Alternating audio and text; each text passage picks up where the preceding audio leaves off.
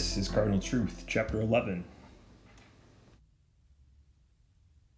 you ever find yourself reading scripture and coming up on one of those familiar passages that you remember from Sunday school, or you've been raised to understand a certain way, and suddenly you have this existential moment where you remove yourself from your own body and you look at that scripture and you say, huh?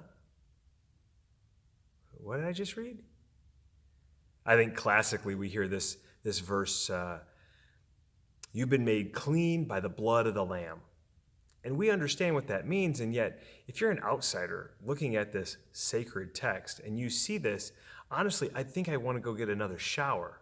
If you're telling me that the blood of a small mammal makes me somehow spiritually clean, you're crazy.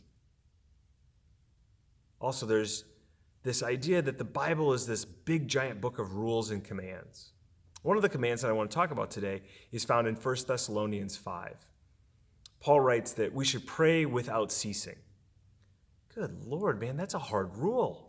I got to pray all the time? How am I going to be able to do anything else? How am I going to go to work? What do I have to do? Become a monk? Put on a little brown robe with a white cord and a little hoodie and go look like Friar Tuck? No, that's actually not what it means at all. In fact, the word has been slightly mistranslated. The Greek word, which I've never taken Greek, and I'll probably butcher it, but it's adileptios, means constantly reoccurring. It doesn't mean unceasing, but you kind of get the idea. The translators were trying to get it as close as possible. And if it's constantly reoccurring, well, then it really is unceasing. Every weekday morning at 5:30, I come to this space. You're currently in my home church. And I open up the sanctuary and I put on soft lighting and some soft music, sometimes instrumental, usually without words, sometimes soaking. And for 1 hour, I invite anybody who wishes to come and be part of a prayer, part of this dialogue with the divine. You dance. You whisper. Sometimes you cry. You get to meet God for 1 hour in the morning, the first thing I do. But then what do you do the rest of the day? How are you supposed to be in constant prayer? Even if it's prayer without ceasing but constantly reoccurring, how do you pull that off? How do you manage that? How do you fulfill the ideas that Paul has put out? And how do you actually make sense of it? I have an idea on intercession and prayer. Intercession and prayer is the dialogue between you and God. It's you conveying your heart and him conveying his to you.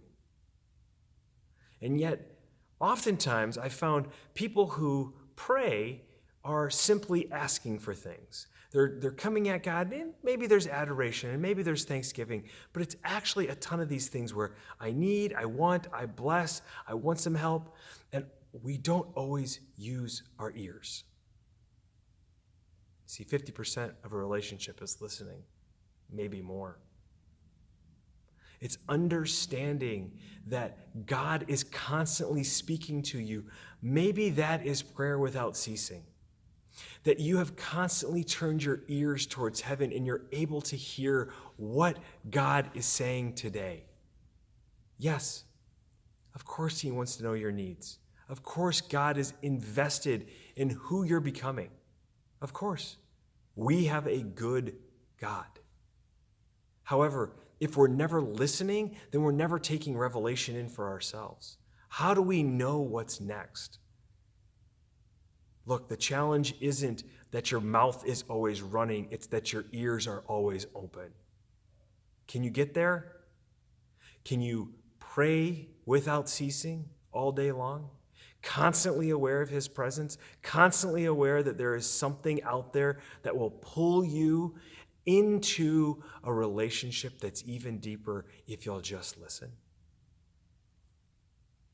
Francis of Assisi is quoted as saying, "Preach the gospel at all times, and when necessary, use words."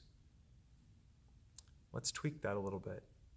Pray without ceasing. And then when necessary, use words.